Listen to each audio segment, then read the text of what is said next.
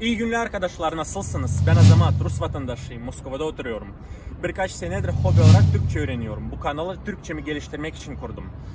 İstanbul'a 5000 yeni taksi geleceğiyle ilgili haberleri okuduktan sonra geçen sene İstanbul'dayken taksicilerle ilgili bazı özelliklerden, gözüme çarpan bazı özelliklerden bahsetmek istedim.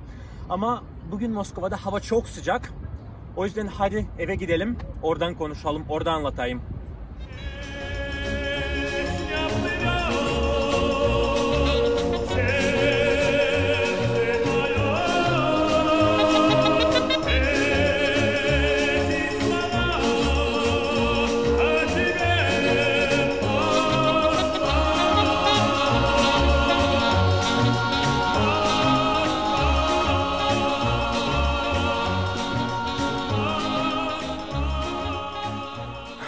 Peki, bir turist gözünden İstanbul taksicileri. Hadi başlayalım. Поехали.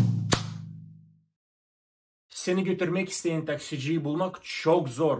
Metro istasyonundan oturduğum otele tramvayla nasıl gidebileceğimi bilmediğimden dolayı her gün taksi arıyordum. Biz ne zaman gelecek bu taksici? Kim gelecek? Bir şey yap ya. Ya Murat, taksiden bol ne var ya? Taksi! Buyurun binin. Taksicilere biraz Türkçe konuşabilen bir turist olduğumu anlatıp otelime götürebilir misiniz diye soruyordum. Ama boş olmalarına rağmen, yani takside müşteri olmadığı halde çoğu taksici yok götürmem diyordu. Ama neden kabul etmediğini anlatmıyordu. Otelime götürmeye razı olan taksicileri bulmak her defasında çok zor oluyordu. Bu gerçekten hiç yaşayacağımı düşünmediğim bir problemdi. Taksiciler navigasyon uygulamaları kullanmıyorlar. Taksiye bindiğimde hep şunu gördüm. Tablet, telefon falan yok. Şoförler hiç navigasyon uygulaması kullanmıyorlar. Ben görmedim. Moskova ile Sankt Petersburg için bu çok tuhaf bir olay. İstanbul'da koskocaman bir şehir. Büyük şehirlerde bütün sokakları bilmek mümkün değil.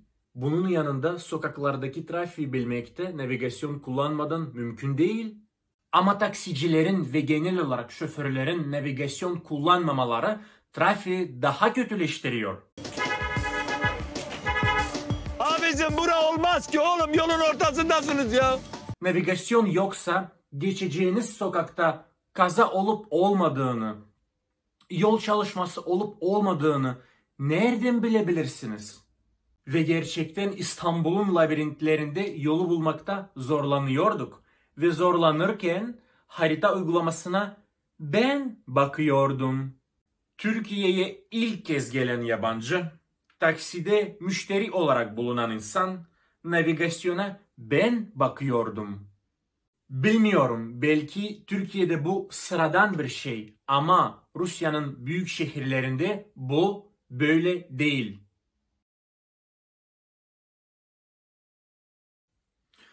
Yorumsuz. İşte böyle arkadaşlar. Eminim siz durumu benden daha iyi biliyorsunuz. Bunun neden böyle olduğunu yorumlarda anlatırsanız çok rica ederim.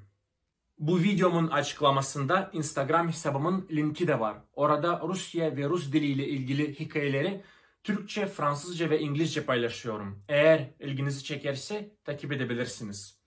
Yaşasın İstanbul, yaşasın Türkiye, yaşasın Türkiye Türkçesi. Görüşmek üzere. Look at this city. Santa Sofia there, Topkapı Palace there, New Mosque, Süleymaniye, Golden Horn. I love this city. Слушай, давай я сейчас сделаю вид, как будто мой дом находится рядом с Кремлем, и типа я иду к себе и оттуда уже все объясню. Просто в этой передаче я не буду показывать свои бицепсы, и люди могут начать переживать, думая, что я разучился хвастаться, разучился красоваться. Но зачем заставлять людей нервничать?